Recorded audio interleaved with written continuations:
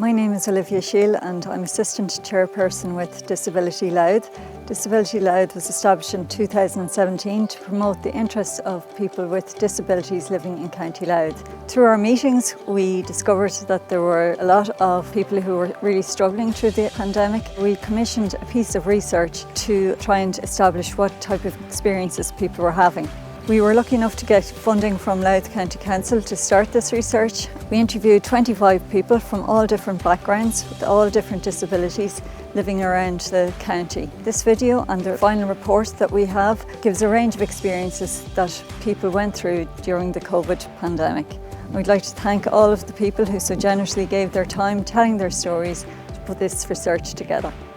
Hello, my name is Annette Monaghan and I'm a member of the steering group in Disability Louth. The research showed us that families were the main source of support for people with disabilities during the pandemic. Many felt isolated and lonely. Lack of togetherness and the restrictions that imposed during lockdown was extremely hard on most people. Important family events like birthdays, graduations, Christmas impacted on everybody and it was hard. The old reliable telephone was crucial in staying connected with people, ringing friends and family. But most turned to social media. Zoom, for instance, that became part of our world through family gatherings, working from home and connecting with friends. It is evident from the research that people need help and consideration. Hi, my name is Laura McShane. I represent rehab care for people with a disability in the Dundalk and Louth area. So we found in our research that a physical environment was hugely important, obviously during lockdown.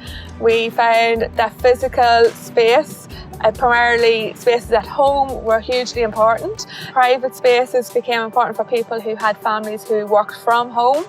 Then also garden spaces became a huge outlet for people to be outside, to have space by themselves to enjoy the outside. Local parks, heritage centres, obviously the beach were all very important for people. The negative things we found during physical environments was that the COVID restrictions had perspex strings up, people were wearing masks and people with disability found that very difficult. Everything closed down through COVID-19 and the pandemic, and especially for people with disabilities, that meant immense stress and pain for a lot of families. Daycare centres, respite, all cut, all collapsed. This led to physical pain, deterioration in conditions of most people. Families felt let down. There was no support out there, no phone calls. Nobody rang to say, how are you coping? Services across the board let us down drastically, and it's appalling and a disgrace that they're not there to help people out with disabilities during a pandemic, and this should never happen again. The vaccine rollout was very clear, precise, everybody knew exactly what was happening.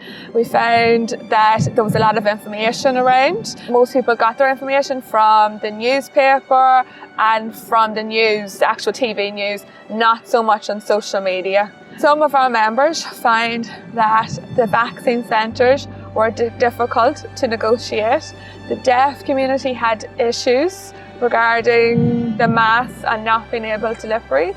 Other people with physical disabilities had issues in the vaccine centres where there wasn't places for people to sit, or wheelchair users found it difficult to get in and out of the vaccine centres. The main conclusions we found from the research are the following. The first thing was that most people experienced severe loneliness and isolation during the pandemic. This is going to have long-term mental health consequences that the service providers need to look at in future. The services during the pandemic just didn't step up to the mark. People already frequently fall between gaps. The impact of the total withdrawal on services meant that families were under severe pressure the whole time the pandemic was going on. The importance of public amenities was really strong, and it's important that they're accessible for everybody to enjoy, because it meant a break from the house, but even for everyday life, just to improve mental health. So people with disabilities need to be at the table when these decisions are being made about them. Their voice needs to be listened to and heard. We have a valuable input and we are entitled to access society the same as everybody else.